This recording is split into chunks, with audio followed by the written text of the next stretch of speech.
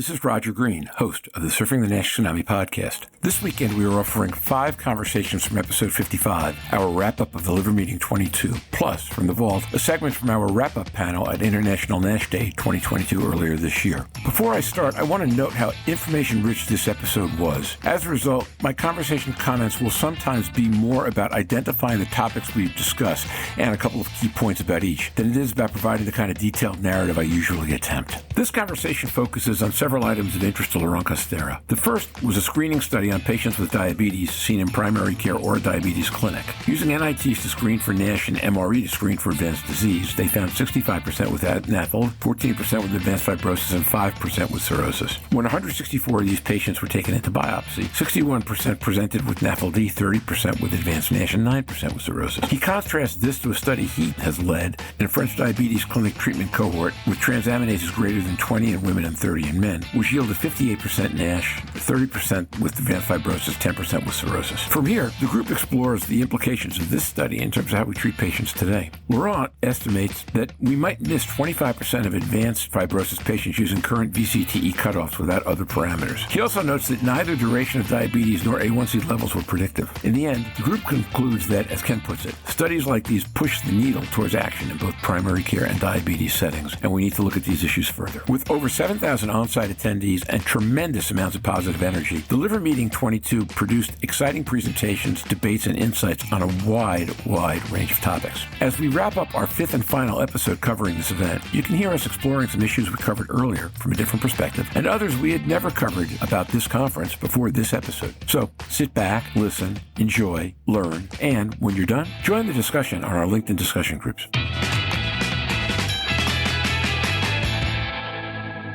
Laurent Castera. There were several papers I spotted. One was, of course, in my field of interest that are NITs and diabetes. So this is a paper from the group of Rohit Lumba that was presented by Ajmera. And this was a screening study on patients with diabetes. So basically what they did, it was a prospective study. 500 diabetic patients, either seen in primary care or diabetes clinics, so 2 different settings. I think this is important to take into account. Why? Because the pretest probability, in other words, the prevalence of what you're looking at, especially advanced fibrosis or cirrhosis, will likely be different between primary care and diabetes clinic, where you expect it to be higher in diabetes clinic, of course. So what they did is using NIT, MRI, PDFF, and CAP to screen for these patients, and also MRE to screen for advanced fibrosis and cirrhosis. So to make a long story short, they ended up having around 65% of these patients with NAFLD, 14% with advanced fibrosis, and 5% with cirrhosis. The cutoff for advanced fibrosis was 3.63 on MRE at 8.8 kilopascal using VCT. Of this cohort, 164 underwent liver biopsy, and the interesting thing, of course, if you use liver biopsy, you're going to select your patient. It was not completely clear what were the indications for liver biopsy actually, and whether they were standardized or not on the AST or ALT. But they ended up having 61% of NASH, 30% of advanced fibrosis, and 9% of cirrhosis. And the interesting thing is we have been performing a similar study in a French cohort. So this is a multicenter prospective cohort. Our patients were slightly younger, 59 years old instead of 64, and 63% of male. In this cohort, it was 60% or more of female. But we end up with very similar result. That is the high prevalence, an expected prevalence of advanced fibrosis in 30 to 38% of patients. In our cohort, actually, they all underwent liver biopsy, 360 patients, and with central reading, of which 330 qualify after central reading for adequate liver biopsy. But our results are very similar, as I mentioned before, 58% of NASH, 38% of advanced fibrosis, 10% of cirrhosis. The selection was slightly different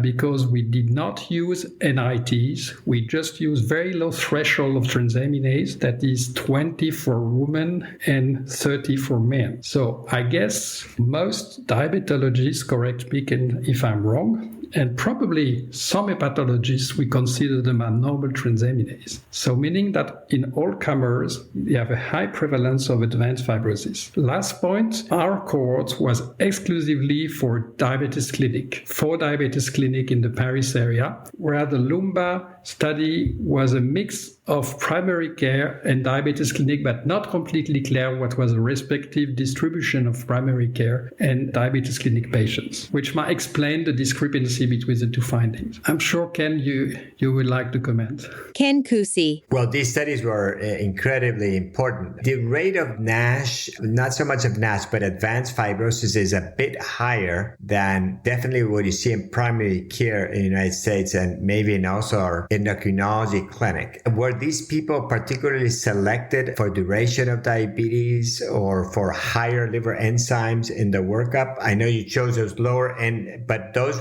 who had a biopsy, were they just, if their liver enzymes were above a given level, they would get a biopsy, or they had to have a cutoff of liver stiffness or any other finding to go to a biopsy? Sorry, your question is about our cohort or the Lumba cohort? Both, but I didn't know exactly in the Lumba cohort if the biopsy was just standardized if you met a given parameter, because the rate of fibrosis, of significant fibrosis, is double of those cohorts in the United States. So in the Lumba cohort, no, it was not clear because I asked the question. It was not standardized. In our cohort, it was standardized and not based on NIT, even though we perform NIT at the same time, but we didn't use them as an indication for liver biopsy. So it was mainly related to the acceptance of patients. Patients accepted, and to our surprise, we have been able to convince quite a bunch of patients. So what was the criteria, Laurent? I mean, when would you tell somebody they needed to get, if the liver enzymes were above 20 in females or 30 in males? With steatosis on ultrasound, yes, that is correct. Wow. We would biopsy half of our people with diabetes or more, I mean, with that criteria. But it's very interesting. Maybe we are missing. We've done FibroScan in a large number of people, and by FibroScan, which we know is less precise in the lower end, we don't see that the value is above 7 in 80%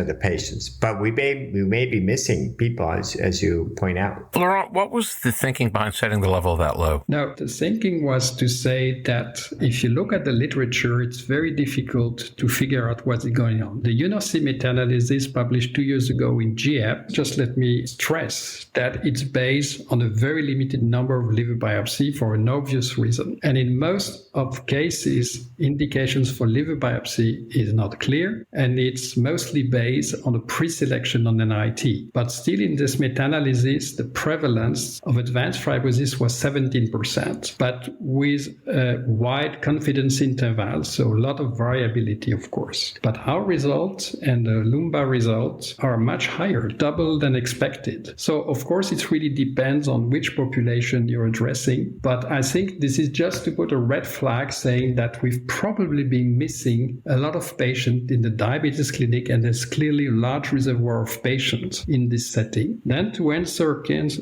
question regarding FibroScan, in the cohort I mentioned, if we were to perform FibroScan first, we would miss around, depending of course on where you set the cutoff, we would miss around 25 to 30% with advanced fibrosis using the usual 8 kilopascal cutoff. So it's a bit worrying, meaning that you need to add to the liver stiffness probably metabolic parameters, and age as well, of course, makes a difference. In our cohort, the duration of diabetes, the median was 10 years, but it did not influence the result. It was not in multivariate analysis associated with advanced fibrosis, for instance. Even though we were expecting that A1C or duration of diabetes may impact, it did not. Jörn Schattenberg. Laurent said that 2 times, and he said that the indication for liver biopsy was not clear. So I think it's important for us to Schattenberg, what is the incentive for a physician to screen a patient or to enroll them? And that's so crucial because you get a totally selected population. And I think that comment he made twice is well taken. And it really needs an unbiased population in order to get up with these numbers and talk about true prevalence. And they're not wrong. If somebody thought about liver biopsy, you get an enrichment. Yeah. In our cohort, anybody who had a FibroScan between 6.5 and 8 got an MRE. And the MRE also showed that they had either no fibrosis or F1, occasionally F2. So there are clearly maybe some population differences, but I think the value, Laurent, is that you did a very systematic approach. And that's why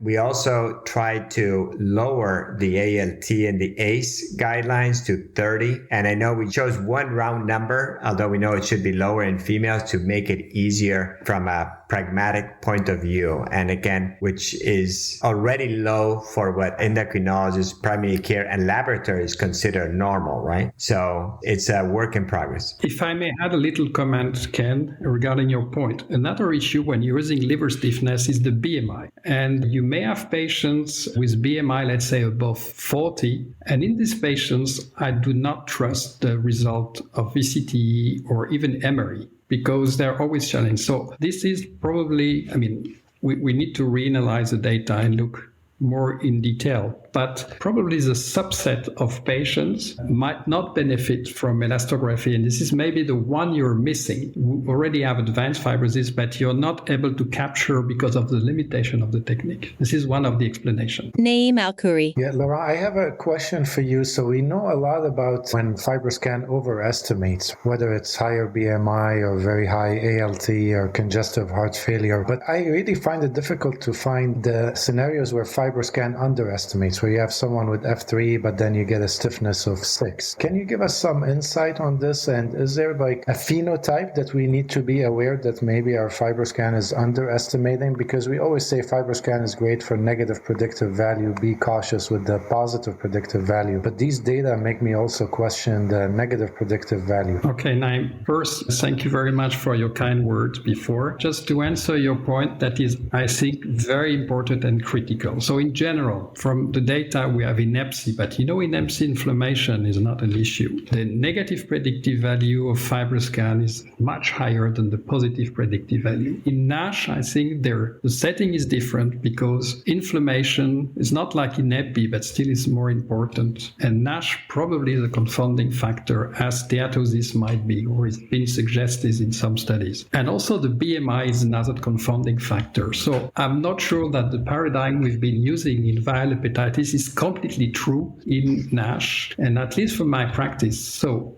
regarding the false positive, the VPP, as you know, in the two studies, the EDO studies and the CDK studies, is about 70%. So meaning that you end up with 30% of false positive, whereas, of course, the NPV is much higher, 80 to 90%. I think apart from the BMI, you have to be cautious also with steatosis and NASH. And to me, it's probably one of the explanations for the high rate of false positive. As false negative, it's a bit more tricky because usually, of course, if you have a 5 kilopascal, I would not go further in terms of exploration and would not go for liver biopsy or in very rare occasion because the NPV is so good. It's close to 97 or 8% that you're very unlikely to miss some patients. And this is also the tricky part of the study I mentioned before. When we analyze, this is not published yet, but the FibroScan data, even though, as I mentioned, they were not used for indicating liver biopsy, we still found false negative patients for F3 in this population. Wayne Eskridge. I'm not really competent to delve into the details, but one thing I would like to comment on is that from a patient perspective, we're really pleased to see that the interest in the combination of diabetes and NASH has increased greatly over the last few years, and that's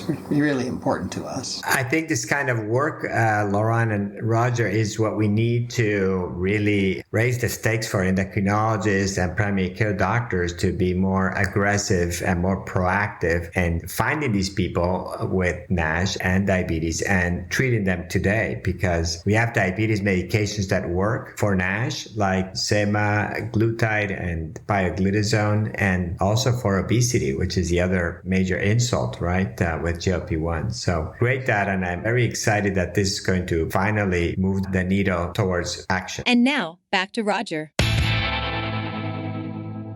We hope you've enjoyed this recording. If you have any questions or comments about the content of this conversation or the entire episode, please send an email to questions@surfingnash.com. We'll be back next week with Shira Zelbersagi, probably the world's leading researcher on nutrition and NASH, along with Ken Cusi, probably the world's leading endocrinologist on NASH. Shira will be giving us tips about diet and self-management that will behoove all of us to keep in mind, particularly the Americans heading into our annual Thanksgiving food orgy. It's a great episode. You won't want to miss it. Until then, stay safe, surf on, and we'll see you on the podcast. Bye-bye now.